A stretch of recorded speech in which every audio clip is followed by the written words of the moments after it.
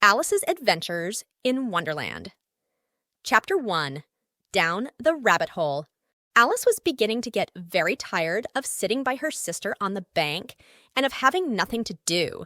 Once or twice she had peeped into the book her sister was reading, but it had no pictures or conversations in it. And what is the use of a book, thought Alice, without pictures or conversations? So she was considering in her own mind, as well as she could, for the hot day made her feel very sleepy and stupid. Whether the pleasure of making a daisy chain would be worth the trouble of getting up and picking the daisies, when suddenly a white rabbit with pink eyes ran close by her.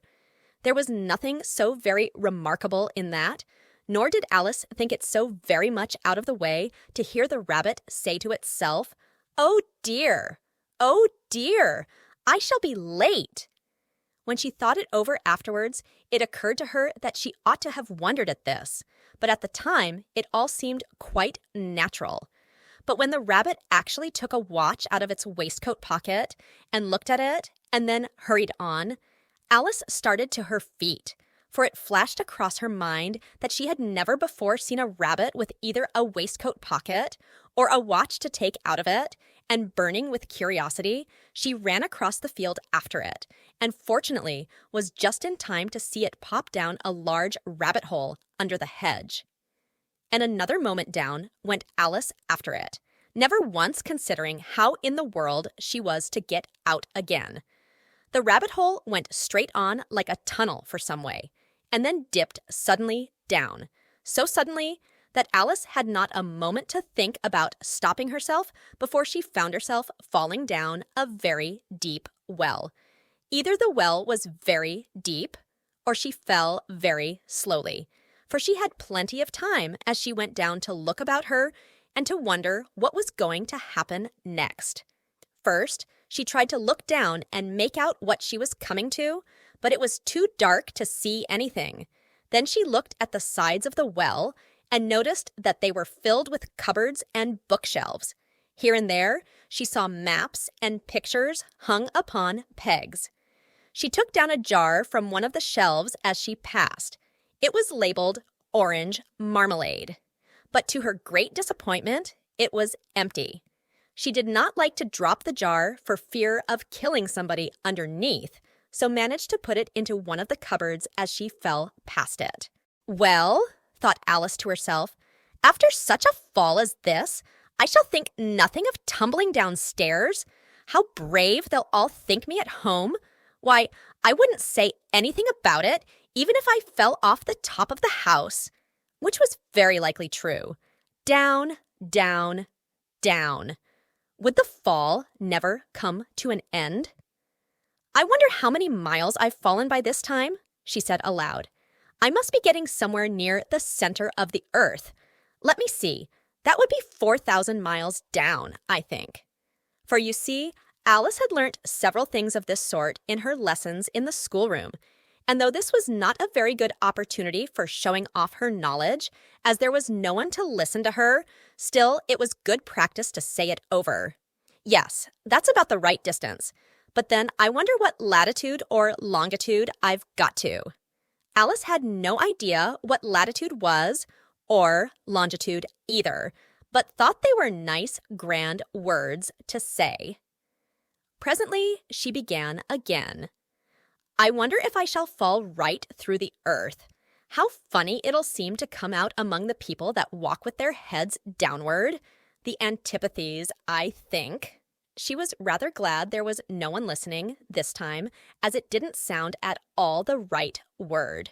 "But I shall have to ask them what the name of the country is, you know. Please, ma'am, is this New Zealand or Australia?" And she tried to curtsy as she spoke. Fancy curtsying as you're falling through the air. Do you think you could manage it? "And what an ignorant little girl she'll think me for asking. No, it'll never do to ask.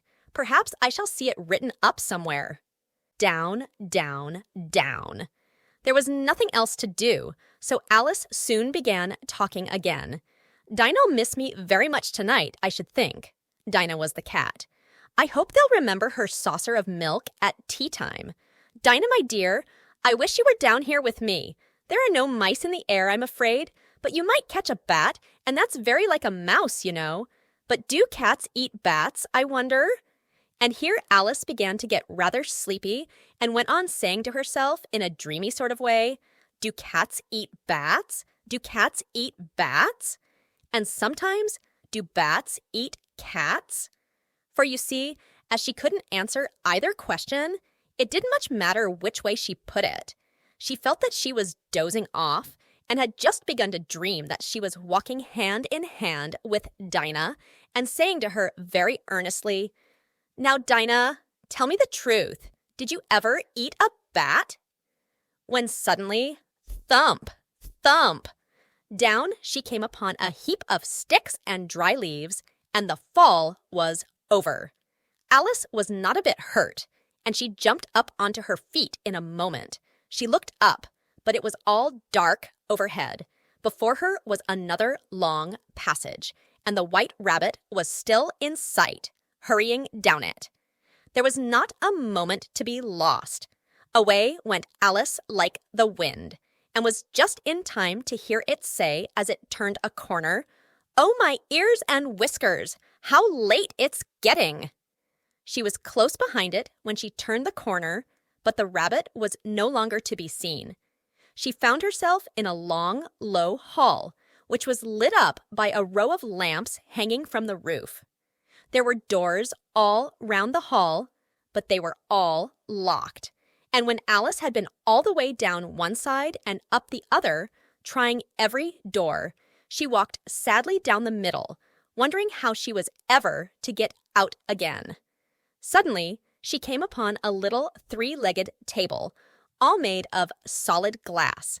There was nothing on it except a tiny golden key, and Alice's first thought was that it might belong to one of the doors of the hall. But alas, either the locks were too large or the key was too small. But at any rate, it would not open any of them. However, on the second time round, she came upon a low curtain she had not noticed before, and behind it was a little door about 15 inches high. She tried the little golden key in the lock, and to her great delight, it fitted. Alice opened the door and found that it led into a small passage, not much larger than a rat hole. She knelt down and looked along the passage into the loveliest garden you ever saw. How she longed to get out of that dark hall and wander about among those beds of bright flowers and those cool fountains. But she could not even get her head through the doorway. "And even if my head would go through," thought poor Alice, "it would be of very little use without my shoulders. Oh, how I wish I could shut up like a telescope. I think I could if I only knew how to begin." For, you see, so many out-of-the-way things had happened lately that Alice had begun to think that very few things indeed were really impossible. There seemed to be no use in waiting by the little door, so she went back to the table, half hoping she might find another key on it, or at any rate a book of rules for shutting people up like telescopes.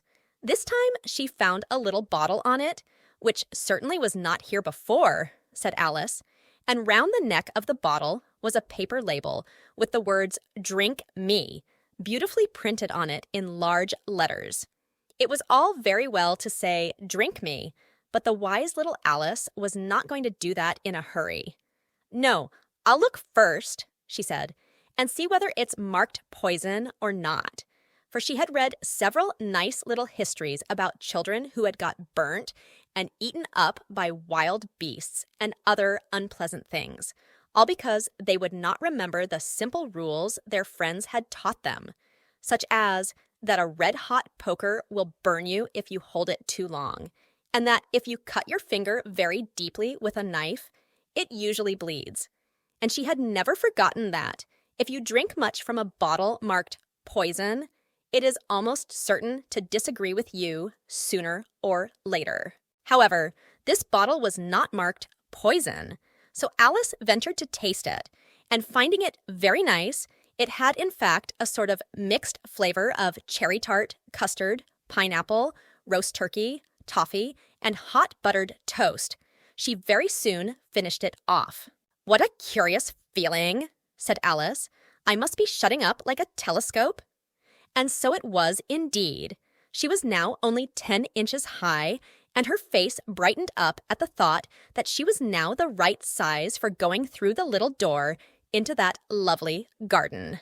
First, however, she waited for a few minutes to see if she was going to shrink any further. She felt a little nervous about this. "For it might end, you know," said Alice to herself, "in my going out altogether, like a candle. I wonder what I should be like then." And she tried to fancy what the flame of a candle is like after the candle is blown out, for she could not remember ever having seen such a thing. After a while, finding that nothing more happened, she decided on going into the garden at once. But alas for poor Alice! When she got to the door, she found she had forgotten the little golden key, and when she went back to the table for it, she found she could not possibly reach it. She could see it quite plainly through the glass, and she tried her best to climb up one of the legs of the table, but it was too slippery. And when she had tired herself out with trying, the poor little thing sat down and cried. "Come, there's no use in crying like that," said Alice to herself rather sharply. "I advise you to leave off this minute." She generally gave herself very good advice, though she very seldom followed it. And sometimes she scolded herself so severely as to bring tears into her eyes. And once she remembered trying to box her own ears for having cheated herself in a game of croquet she was playing against herself. For this curious child was very fond of pretending to be two people. "But it's no use now," thought poor Alice, "to pretend to be two people. Why, there's hardly enough of me left to make one respectable person." Soon her eye fell on a little glass box that was lying under the table. She opened it and found in it a very small cake, on which the words "Eat me" were beautifully marked in currants. "Well, I'll eat it," said Alice, "and if it makes me grow larger, I can reach the key. And if it makes me grow smaller, I can creep under the door. So either way, I'll get into the garden, and I don't care which happens." She ate a little bit and said anxiously to herself, "Which way? Which way?" holding her hand on the top of her head to feel which way it was growing, and she was quite surprised to find that she remained the same size. To be sure, this generally happens when one eats cake. But Alice had got so much into the way of expecting nothing but out-of-the-way things to happen that it seemed quite dull and stupid for life to go on in the common way. So she set to work and very soon finished off the cake.